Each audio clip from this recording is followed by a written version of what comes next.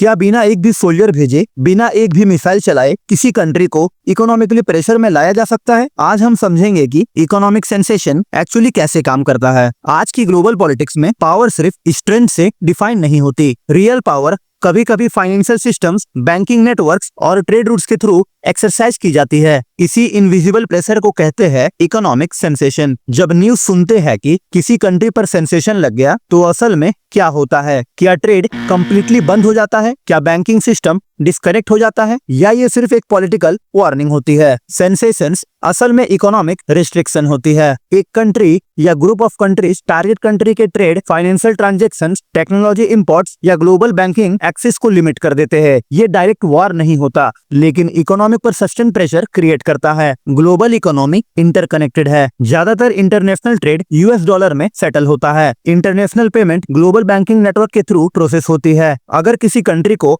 Dollar transaction से restrict कर दिया जाए या उसके मेजर बैंक्स को इंटरनेशनल फाइनेंशियल सिस्टम से डिस्कनेक्ट कर दिया जाए, तो उसके लिए ऑयल बेचना, गुड्स इंपोर्ट करना और फॉरेन कंपनीज के साथ बिजनेस करना एक्सट्रीमली डिफिकल्ट हो जाता है। सोचिए, अगर किसी कंट्री के सेंट्रल बैंक्स के फॉरेन रिजर्व फ्रीज कर दिया जाए, तो करेंसी पर प्रेशर क्रिएट होता है। एक्सचेंज रेट गिर सकता है, इंपॉर्टेंट चीजें महंगी हो जाती है, इन्फ्लेशन बढ़ने लगता है, इन्वेस्टर कॉन्फिडेंस लूज कर देते हैं, धीरे धीरे इकोनॉमिक स्लोडाउन शुरू हो सकता है। हिस्ट्री में हमने ये पैटर्न कई जगह देखा है। रसिया पर सेंसेशन लगने के बाद करेंसी वोलेटिलिटी देखी गई। ईरान पर सेंसेशन ने ऑयल एक्सपोर्ट्स को इम्पैक्ट किया और नॉर्थ कोरिया सालों से इकोनॉमिक आइसोलेशन फेस कर रहा। लेकिन सबसे इम्पोर्टेंट सवाल ये है कि क्या सेंसेशन गवर्नमेंट को डिसीजन चेंज करने पर मजबूर कर देते हैं? कई केसेस में government alternative trade routes develop कर लेते हैं, नए पार्टनर कंट्रीज के साथ एग्रीमेंट कर लेती है, कभी लोकल करेंसी ट्रेड होता है, कभी पैरेलल फाइनेंशियल सिस्टम क्रिएट किए जाते हैं। कुछ सिचुएशंस में सेंसेशन उन्हें सेल्फ रिलायंस की तरफ पुश कर देते हैं। इसलिए सेंसेशन का इम्पैक्ट इमीडिएट नहीं होता। ये ओवरनाइट कोलैप्स क्रिएट नहीं करते, ये ग्रेजुअली प्रेशर बिल्ड करते हैं, कभी इकोनॉमिक स्लोडाउन के फॉर्म में, कभी करेंसी क्राइसिस के फॉर्म में, या कभी लॉन्ग टर्म स्ट्रक्चरल डैमेज के फॉर्म में। सेंसेशन सिर्फ इकोनॉमिक टूल नहीं,